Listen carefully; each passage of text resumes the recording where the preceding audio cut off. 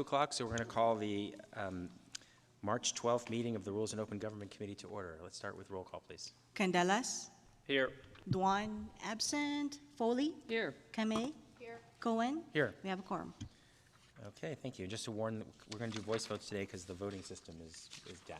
Okay. But no big deal. All right, we're going to start with our review of the March 18th agenda.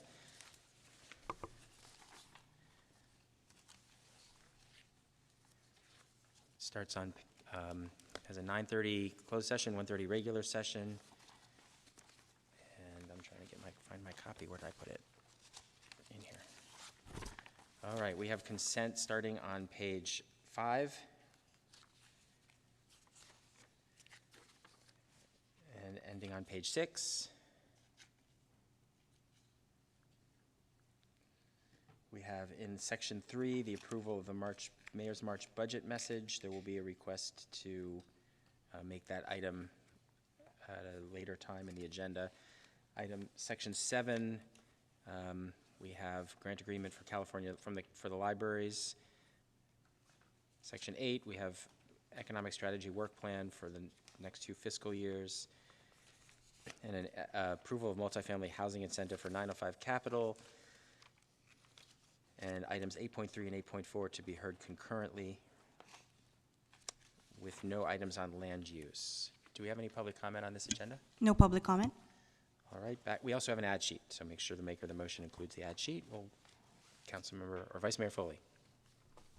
Thank you. I will move approval of the March 18th agenda and move 3.3, the mayor's budget message, to be heard at the end of the agenda, but not before 4 o'clock, and include the ad sheet. Second. All right, we have a motion and a second.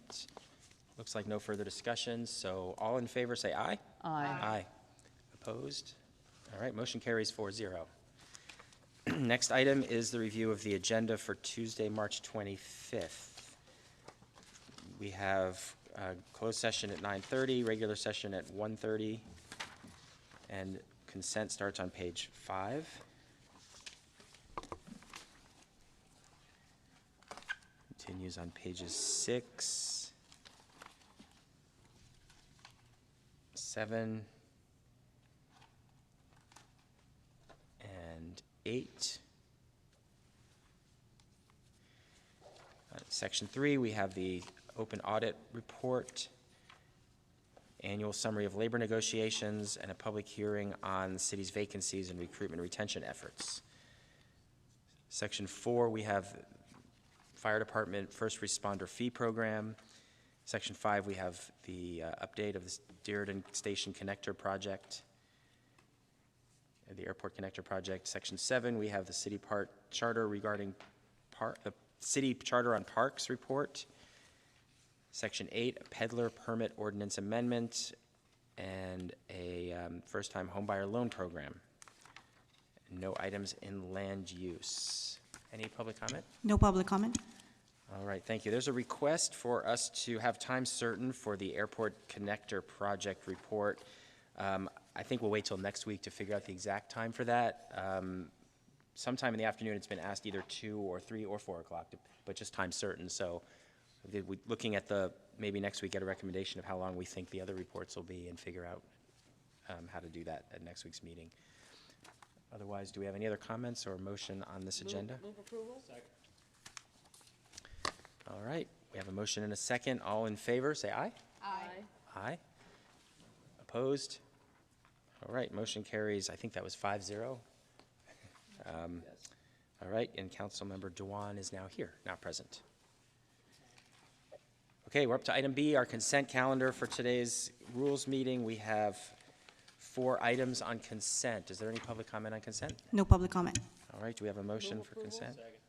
We have a motion and a second. All in favor of the consent calendar, say aye. Aye. Aye. Opposed? All right, that motion carries 4-0. So now we're on to our first review item today, C1. This is a memo on addressing vanlording and ensuring safe, regulated housing and public right-of-way. Just for way of context, we had a memo a couple years ago that was approved by council to investigate a policy and ordinance to outlaw the practice of using city streets to rent RVs as housing. That kind of work has been kind of put on hold, so this is a memo with the mayor, myself, Councilmember Dewan, Councilmember Mulcahy, to kind of revisit this policy and bring it back to council sometime this year. So I'll go to Lee first for staff. Any staff comment on this? No comment, other than if the Rules Committee would like to move forward, we'd request that you direct us to do a workload analysis and come back. Yeah, so this would be go out for workload analysis to come back to rules in, what, 2 weeks? Yes. Okay. All right, is there any public comment on this one? We do have one speaker card. Rudy, please go ahead and make your way to the podium, and you have 2 minutes to speak.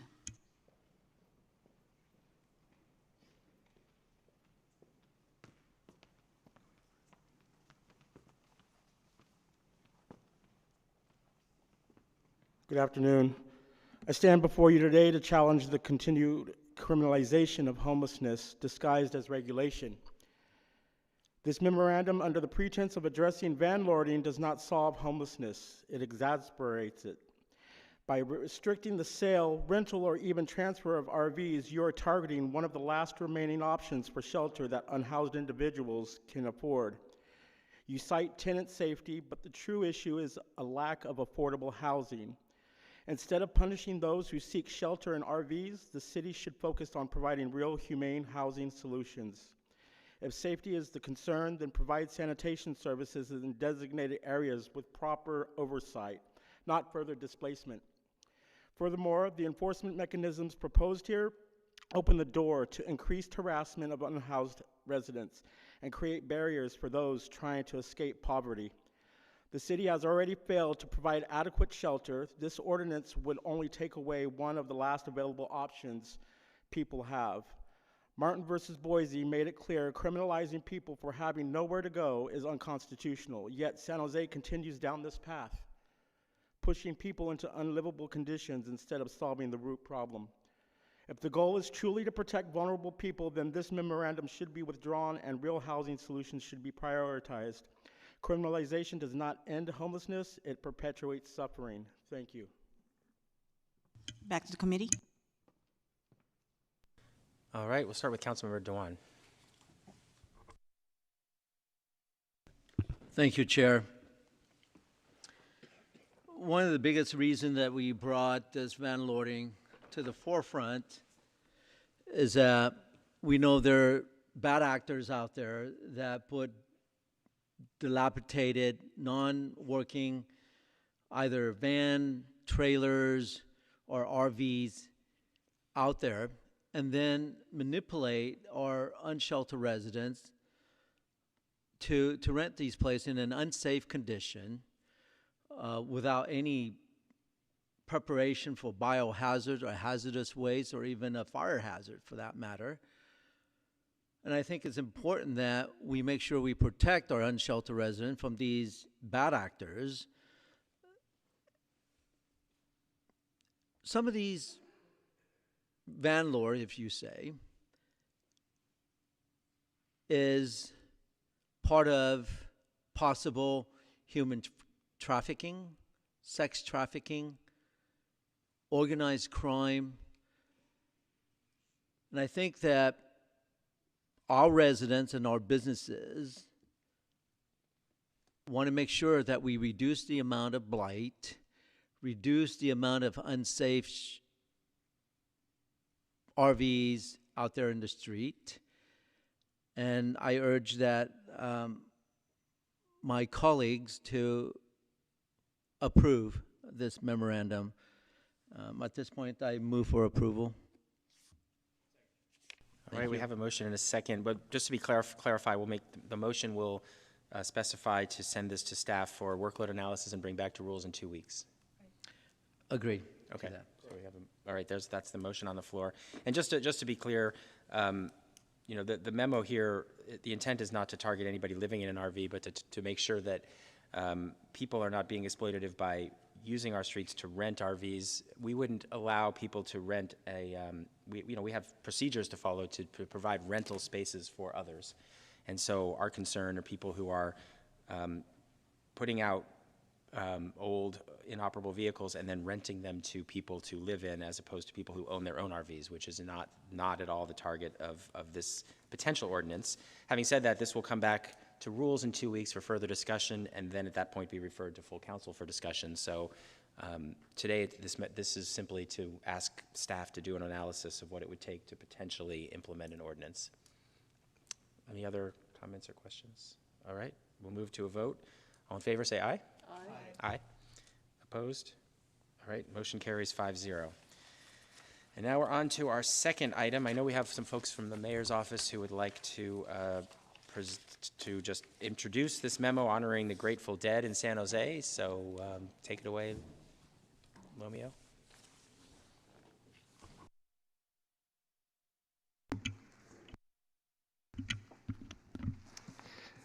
Good afternoon, Chair Cohen, Vice Chair Kamei, and members of the Rules Committee. My name is Michael Lomeo, and I am Mayor Mahan's Senior Land Use and Economic Development Policy Advisor. My colleague Jessica Briga and I are here to present a proposal co-signed by the Mayor, Vice Mayor Foley, Councilmember Candelas, Ortiz, and Salas, taking inspiration from the process to name City Hall's Rotunda after former Mayor Janet Gray Hayes. This effort has been coordinated between the Office of Cultural Affairs, Department of Public Works, and the City Attorney's Office. This initiative not only celebrates the rich cultural history of our city, but also honors one of the most iconic moments in music history, the Grateful Dead's first performance. December 4th, 2025, later this year, will mark 60 years since the Grateful Dead played their very first show, not far from where we are sitting today. The exact location was at a residence located at 43 South 5th Street, which today is the site of the City Hall wing and council chambers. This marks a pivotal moment in both our city's history and the broader music world, and we believe the time has come to formally commemorate this milestone. With that, I would like to turn the rest of the presentation over to Jess Briga. Good afternoon, everyone. Chair Cohen, Vice Chair Kamei, and members of the committee. My name is Jessica Briga, and I serve as Mayor Mahan's Economic Development Policy Advisor. Our memo today outlines key recommendations to honor this historic event and celebrate San Jose's rich legacy as a hub for musical and cultural history. First, we recommend exploring the installation of an artistically designed plaque here on the exterior of the San Jose City Hall campus. This plaque would recognize the location of the Grateful Dead's first performance and would serve as a permanent tribute to their legacy. Secondly, we propose coordinating with the community-based organization, San Jose Rocks, to privately fundraise for the creation and installation of this plaque. This collaboration will ensure that the plaque is not only a reflection of San Jose's musical history, but also a community-driven project. We also recommend staff reports back over the short term, 30 days, with cost estimates for the plaque's installation and final verification site. The decision on the final site will be made collaboratively, involving council offices, community partners, city staff, and the mayor's office. Additionally, we're excited about the possibility of hosting a special event to commemorate the 60th anniversary of the Grateful Dead's first concert later this year. We envision a celebration that honors not just the band's legacy, but also the city's unique role in the development of the countercultural movements of the 1960s. And in a perfect world, the goal is to reveal the installed plaque and host a ceremony commemorating 60 years since their first performance. And I'll just end on this. Throughout this process, I've come to truly appreciate just how dedicated and passionate the Grateful Dead's fan base is. And honestly, even within the walls of City Hall, you just might bump into a fellow Deadhead. So with that, Michael and I are available for any questions you may have. All right, thank you so much. We'll go to public comment first. We currently have 3 speaker cards. I'll call your names in no particular order. As soon as you get to the mic, you can go ahead and speak. Dan, David, and Mark.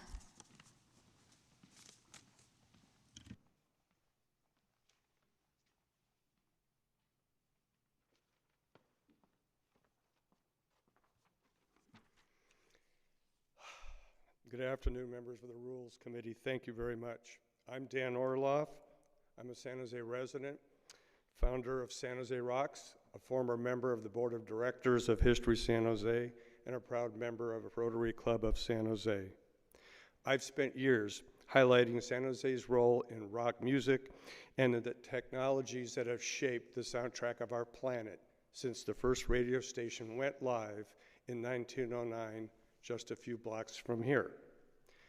Today I want to talk about another historic first that happened right here in San Jose, on this very spot on December 4, 1965, inside a frat house that once stood at 43 South 5th Street. The Grateful Dead played their first show under that name. That moment right here was the beginning of something that would grow into one of the most influential musical legacies of all time. The Grateful Dead's impact is hard to overstate.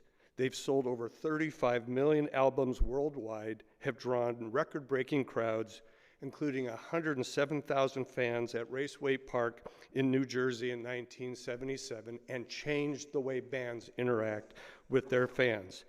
Today, their influence is still strong, with over 3 million followers on social media and a devoted global community.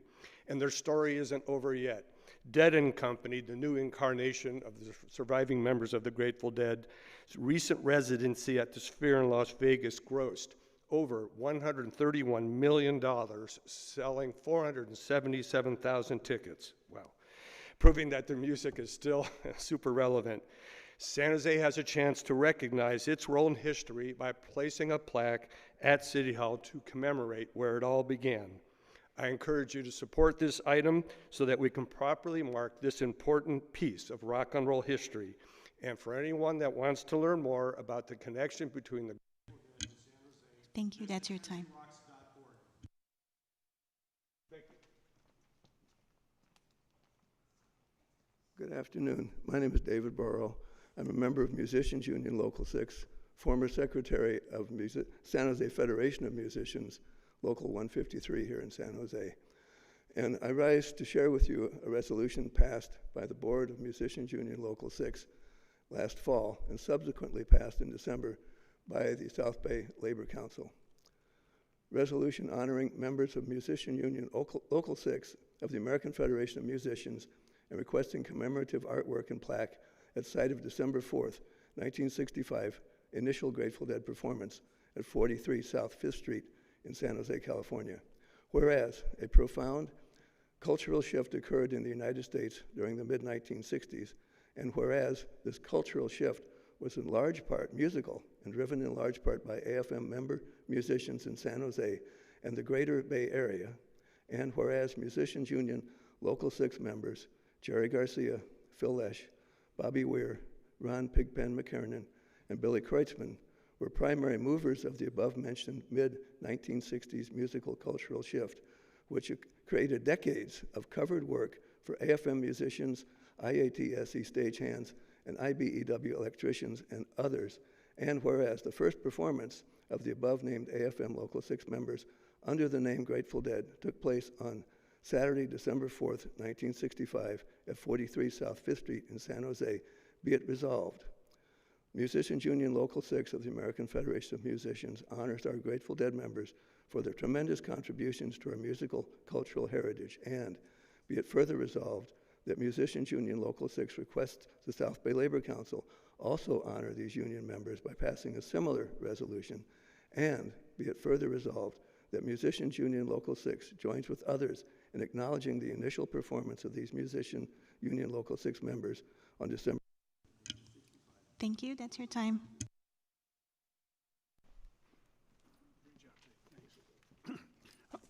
Hi, my name is Mark Purdy, a resident of San Jose District 6, but a fan of all districts. I wrote columns and stories for the San Jose Mercury News for 34 years before I retired in 2017. Almost all of them were about sports, but not all were, which explains why I'm here. About 20 years ago on a football road trip, I was reading a book on a plane somewhere, and it was called The Electric Kool-Aid Acid Test. It was about Ken Kesey, countercultural figure and author. The one whole chapter in the book was focused on a legendary party Kesey threw at a house in downtown San Jose on the night of December 4th, 1965, at which the Grateful Dead made their first official public performance. And I wonder, how come I'd never heard about that? Where was that house? It wasn't, the address was in the book. Now, I'm not a Deadhead or even their biggest fan, but I am a big fan of music and history and San Jose.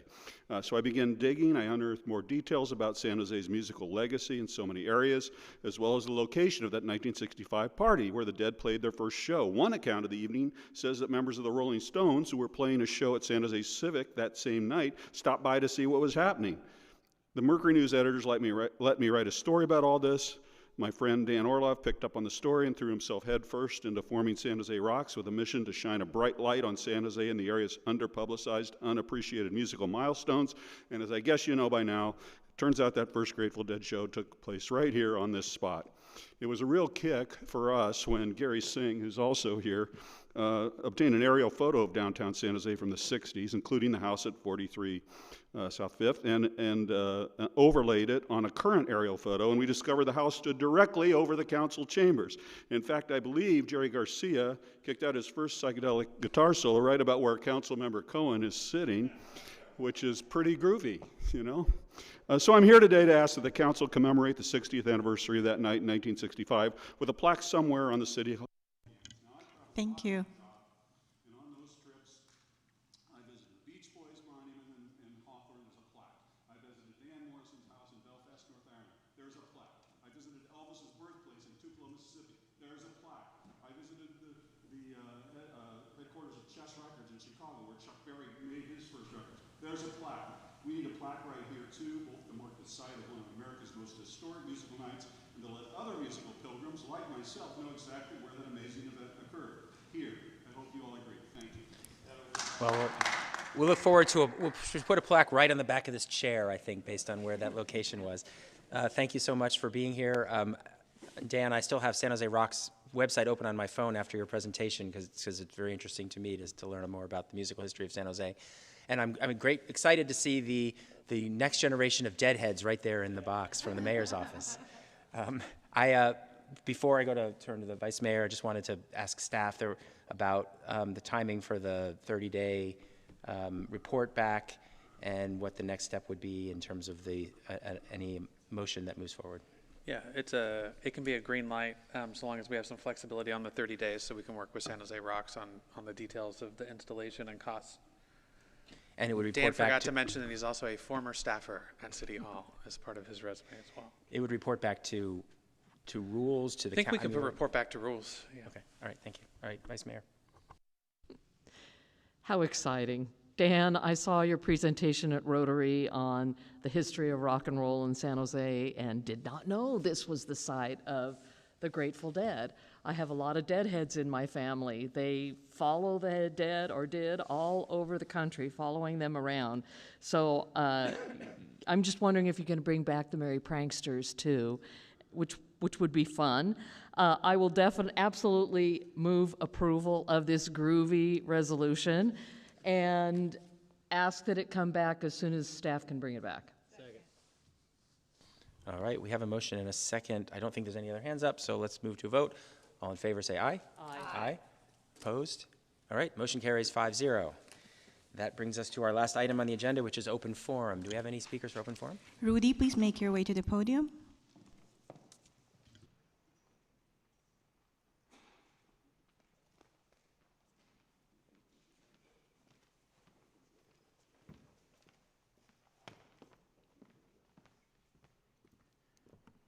Ladies and gentlemen of the Open Rules and Government Committee, I stand before you today to challenge the narrative that restricting the sale, rental, or transfer of RVs addresses trafficking and illegal uses. This argument distracts from the truth. Most RV dwellers are not criminals, but individuals relying on these vehicles as last resort for shelter. The city's Olive program is just an example. Meant to address homelessness, has been used to justify further criminalization and displacement. Despite my thorough records request, I'm still waiting after 2 months, highlighting a lack of transparency. This program, along with tactics like citing blight, only creates more barriers instead of solutions. Criminalizing those trying to survive is not the answer. We need real humane housing solutions. And not including that, it's been ongoing, and it doesn't stop. So I'm just up here advocating for you may say that's because of criminalization, because of the trafficking and stuff like that. Majority of the people that I know own or they're transferred their RVs. Everybody out in Columbus Park, and I know everybody. because I advocate for them. So those, I would like to see the documents that state, the arrest that state the trafficking from these RVs, if that's what you're inciting. So thank you very much. Back to the committee. All right, thank you so much. We are adjourned at 2:25 p.m.